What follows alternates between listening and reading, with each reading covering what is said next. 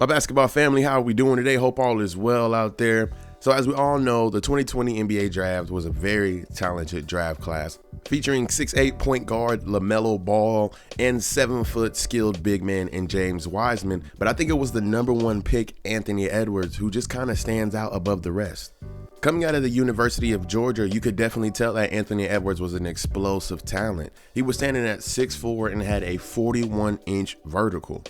And this even extends all the way back to high school. I've seen clips of him throwing down crazy dunks.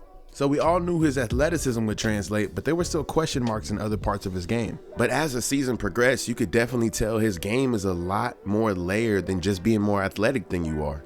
Though that is a key component to Anthony Edwards' game, he quickly showed that he is able to be efficient when he is creating his own shots, and that he is not a bad three-point shooter. Though he has moments like setting the three-point record for a rookie in 1 month for 44 threes, he can get kind of three happy, but when he is hot, and it almost makes his game unstoppable. In his rookie season, Edwards was able to average 19 points, 5 rebounds, 3 assists, and a steal a game. And he was able to do all this while shooting 42% from the field and 33% from the three. So the Timberwolves would end their season as the 13th seed in the Western Conference, missing the play-in and the playoffs altogether. Though the Timberwolves weren't immediately able to put together a winning season, Anthony Edwards still played great. He was able to make the all-rookie first team, but unfortunately wasn't able to get that Rookie of the Year. Though debatable, it did go to LaMelo Ball. And of course, before we move on, we have to talk about the dunk.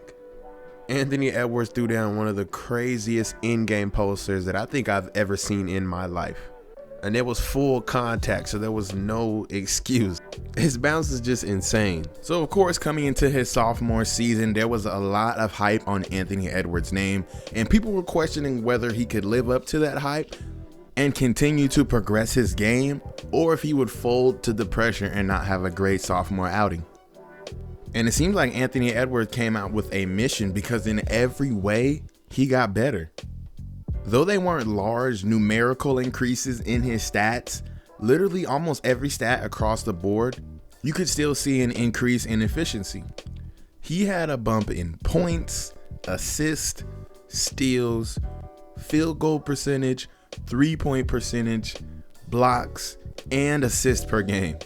And you could even see his catch and shoot game starting to progress, especially since he's out on the court with D'Angelo Russell, who is another ball handler on the court who will take away those responsibilities and would allow Edwards to play off the ball. And in his sophomore season, you can definitely see those improvements on the court. He was able to shoot 40% off of catch and shoot threes. And for a player who can already create his own shot, that is very deadly, especially for teams that are going on deep playoff runs. And I just have a sneaking suspicion that after acquiring Rudy Gobert, this team is going to have some deep playoff runs within the next couple of years. But by the end of the 2022 NBA season, Anthony Edwards was able to average 21 points, 4 assists, 5 rebounds, all of this shooting 44% from the field and an increased 36% from the three-point line. Not to mention that his effective field goal percentage went from 48% in his rookie season and jumped all the way up to 53%. And within the same season, we were able to see Anthony Edwards break the Minnesota Timberwolves single record for three-pointers in a game. And he did this only at 20 years old. This guy hit 10 three-pointers in a game. I'm talking catch and shoot, off the dribble. He was hitting it from everywhere. And when Edwards has these great shooting games, it really spreads the floor for the Minnesota Timberwolves and opens up driving lanes for him to slash and attack. So essentially, when he is on, he is pretty much unguardable. And just at the young age of 20 years old, he's already racked up 5 40-plus point games. That puts him ahead of Luka Doncic and Kevin Durant for 40-point games as a 20-year-old. The only player that stands ahead of Anthony Edwards in this is LeBron James with 8 40-point games. So as a young star, Edwards lies in pretty good company, because those are all elite scoring talents in the NBA. So the Minnesota Timberwolves wrap up this season with a 46-36 record, which put them at the 7th seed, which means that they are going to have to play in the play-in to get a spot in the playoffs. And that team that they face is a Kawhi Leonard-less Los Angeles Clippers. In this game, Edwards is able to drop in 30 points, hitting 5 threes and snatching 5 rebounds. And he even contributed in the clutch, attacking right down the lane and throwing a nasty right-hand slam down. And then with about 2.5 minutes left to go, hitting a clutch step-back 3 to give the Timberwolves a 4-point lead, and which would ultimately be the dagger in this game. So Minnesota beats the Clippers to win an NBA championship. So what it seems, but they're actually just going on to the first round to play the Memphis Grizzlies. And in Edwards' playoff debut, he did not disappoint. He and the Timberwolves stepped into the FedEx Forum to play the Memphis Grizzlies in Game 1, and Edwards absolutely balled out, scoring 36 points and dropping 6 assists to go with that. And that 36 points also places him at 3rd all-time in scoring in your playoff debut. And what's even more impressive to me is that, in my eyes, the Minnesota Timberwolves were the underdog, and they were able to go on the road and snatch Game 1. And this is the game that really opened my eyes to show me that Anthony Edwards is truly a star. He came out there and played in what is his biggest moment in his career, and he absolutely shined. And in my eyes, he outdueled Ja Morant, who was just coming off winning the most improved player when, honestly, he could have got some votes for MVP.